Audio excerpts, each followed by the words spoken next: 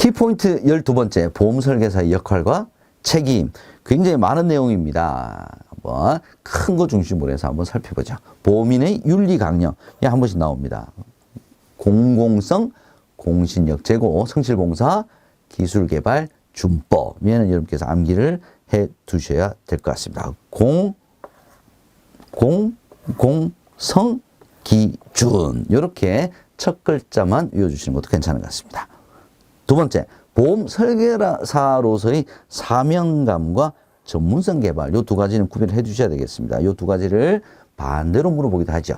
자, 사명감은 고객에게 제공할 수 있는 모든 서비스와 정보를 자발적으로 안내. 사명감이 없으면 이건 못하겠죠. 전문성 개발은 보험 상품뿐만 아니라 법규, 세무, 부동산, 다른 금융 지식 등 다양한 분야의 전문 지식을 습득을 해서 고객에게 상담을 할 때 보다 더 잘 이렇게 할 수 있도록, 전문성을 가지고 할 수 있도록 하는 것이 바로 전문성 개발에 대한 내용이 되겠습니다. 3대 기본 지키기 보겠습니다. 3대 기본 지키기가 뭐냐? 세 가지. 보험약관 교부 및 중요한 내용 설명. 두 번째, 계약자 보관용 청약서. 계약자에게 직접 제공, 자필 서명 직접 안내하고 확인할 수 있도록 하는 것이 3대 기본 지키기입니다. 굉장히 중요하죠. 이 3대 기본 지키기를 어겼을 경우에 계약자는 취소할 수 있어요. 이 계약을 아예 취소합니다. 자, 취소가 가능한데 조건이 있습니다. 뭐냐? 계약이 성립한 날로부터 3개월 이내, 6개월, 1년 아닙니다. 계약이 성립한 날로부터 3개월 이내에 취소할 수가 있습니다. 취소하게 되면 보험회사는 계약자가 납입한 보험료 플러스 보험계약 대출 이율을 연 단위로 복리로 계산한 금액을 더해서 계약자에게 반환을 해야 합니다. 부당한 보험계약 전환, 승환계약 금지 보겠습니다. 이미 가입한 보험계약을 부당하게 해지시키는 거죠. 그래서 새로운 보험계약을 청약하게 하는 행위인데 고객의 진정한 필요에 의해서 전환을 하고자 할 때는 반드시 증거를 남겨야 돼요. 어떤 증거냐? 비교설명 확인서라는 곳에다가 계약자 피보험자의 자필 서명을 받았을 때는 승환계약에 포함시키지 않겠다. 이런 겁니다.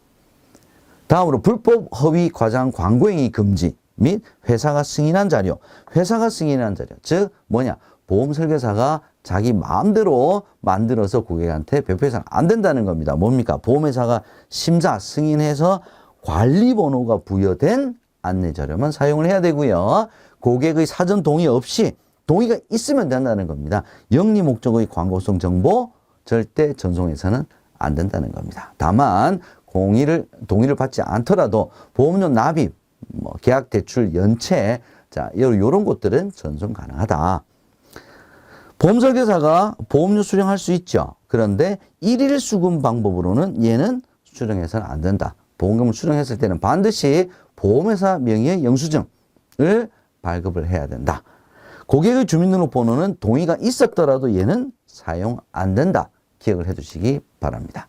함정을 차단한 네 가지 보겠습니다. 보험 설계사는 고객에게 불리한 정보는 회사에 알리지 않아야 된다.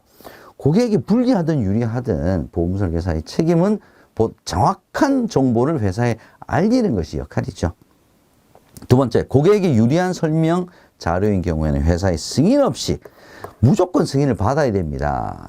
심사번호를 부여받아야 된다는 거죠.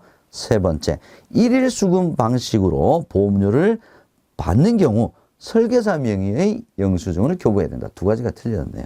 일일 수금 방식 자체가 금지죠. 그 다음에 설계사 명의가 아니라 보험회사 명의의 영수증을 교부를 해야 됩니다. 네 번째, 고객의 주민등록번호는 고객의 동의를 받은 이후에 사용할 수 있다. 주민등록번호는 고객의 동의를 받더라도 얘는 사용할 수 없다. 반드시 기억을 해 두셔야 되겠습니다.